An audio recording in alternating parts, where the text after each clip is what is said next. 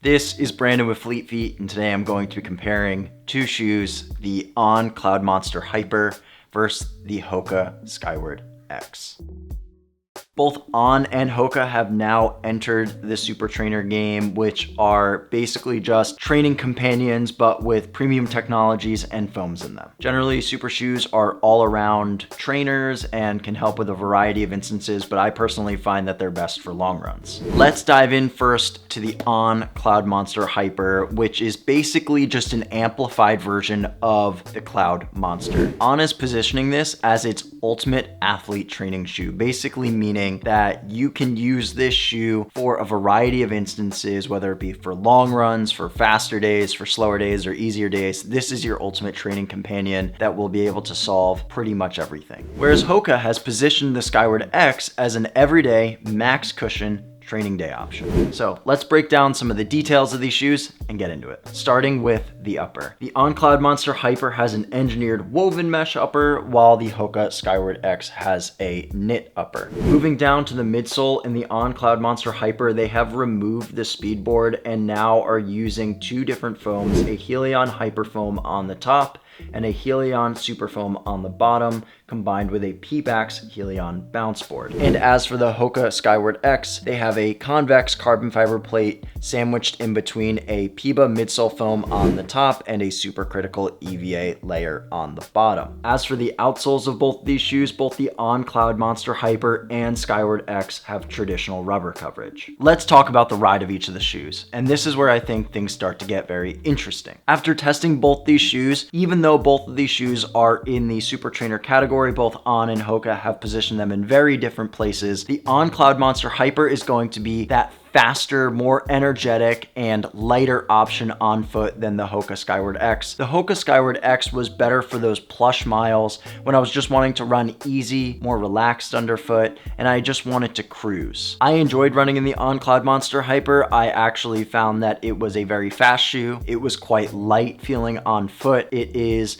a faster, more energetic, and springy and poppy feel underfoot, and that is thanks to that Pebax bounce board, which you can see right here, which is this white layer. When I was out on my runs, I actually tested this shoe out on a variety of hilly terrains and found that the Pebax bounce board was really helpful when going uphill, because you have to stay on your toes when you're going uphill, and when you're charging uphill, you want a nice cushioned but also responsive ride, and I think that the Pebax bounce board provides a lot of that for you. For me personally, this shoe was best for long run days and up-tempo daily training miles. The foam itself, while it is quite soft and it is softer than other previous HOKA shoes in the past and it is quite cushioned, it's not as cushioned or as soft as other daily trainers and super trainers on the market. But for On, it is certainly a step in the right direction toward a more soft and cushioned shoe. Speaking of cushioned and soft rides, the HOKA Skyward X offers a more soft, plush, and relaxed ride underfoot. It isn't as fast as the On Cloudmonster Hyper, and it will be a little bit more difficult to lock into faster paces than the On Cloudmonster Hyper, but personally for me, I found that this shoe was just an absolute joy to run in. It was very bouncy. It still had quite a bit of energy return. I enjoyed the very soft feeling of the Pebax midsole as I was going through my stride. Even though this shoe is a little bit on the heavier side versus the On Cloudmonster Hyper, I didn't feel like it was very heavy on foot. This was a shoe that I just found that I just kept going back to and kept putting back on, and I didn't really understand why. I had other shoes in my arsenal that I could choose from and other shoes that I could train with, but for whatever reason, I just kept gravitating back toward the Skyward X. The Fleet Feet review team also had a lot of opinions about both these shoes and were able to review it and test some miles out in it. Kate found that the On Cloudmonster Hyper was best for her long run days and recovery days,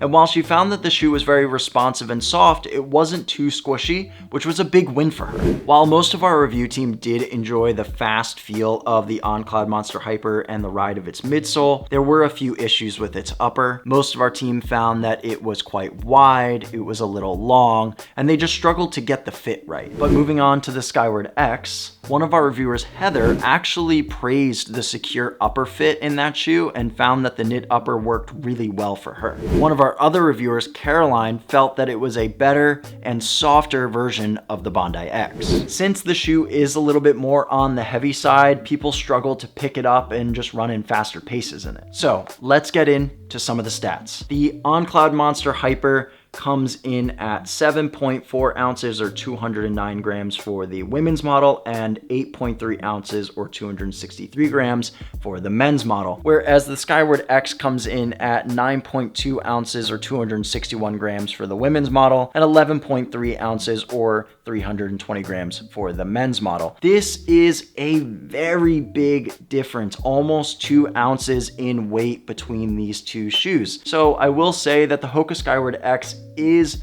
much heavier than that of the On Cloudmonster Hyper, but like I said, when I was going through my stride and I was running in these shoes, I didn't notice too much of a difference in weight. Yes, the On Cloudmonster Hyper was a little bit lighter, but personally, the feeling and the ride and the plushness and the energy that I got from the HOKA Skyward X felt better, and I was willing to make that trade-off to run in this shoe more. And as for the stack, I like a shoe that is a little bit higher off the ground, so the HOKA Skyward X fit my needs better for that. The HOKA Skyward X comes in at 46 millimeters in the heel and 41 in the toe for the women's model, and 48 millimeters in the heel and 43 millimeters in the toe for the men's model, making it a 5 millimeter drop. And as for the Hyper, you have 37.5 in the heel and 31.5 in the toe, making it a 6 millimeter drop. So really, you're almost getting about 10 more millimeters of stack underfoot in the Skyward X over the Cloudmonster Hyper. So for me personally, I wanted a more plush, more relaxed and cushioned ride. I'm gonna go with the HOKA Skyward X then. But if I want something a little bit faster, maybe a more nimble shoe, something a little bit lower to the ground but still has high stack, then the Cloudmonster Hyper just makes a little bit more sense for that. The HOKA Skyward X comes at $225 and the On Cloudmonster Hyper comes in at $220. There's really only a $5 difference between both of these shoes. It really just comes down to what is the feeling and sensation that you're looking for. Are you looking for a more max cushion, plush ride, something more relaxed underfoot? Then I would go with the HOKA Skyward X. You're going to get a more bouncy feel, you're going to get a slower cadence out of it, and you're probably going to get a more relaxed ride. Whereas the On Cloudmonster Hyper, it's going to be your lighter option. It's going to be a little bit faster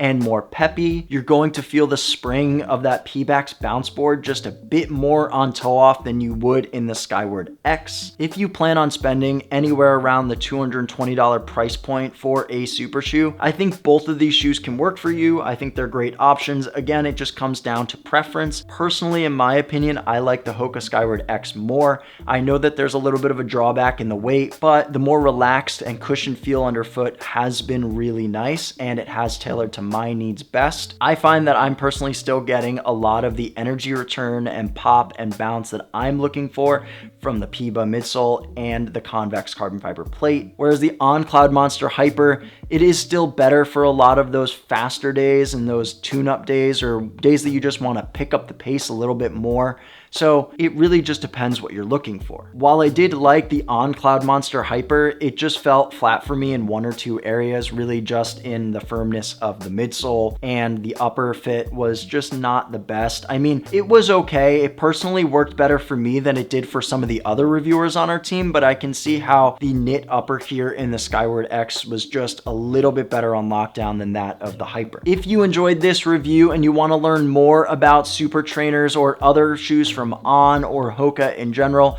you can check those out on YouTube, or you can check them out on our blog at fleetfeet.com. As always, make sure to like this video, subscribe to the channel, and follow us on all of our social media channels on Instagram, on Strava, on TikTok, on Facebook, wherever it might be, and stay tuned for when the next video comes out.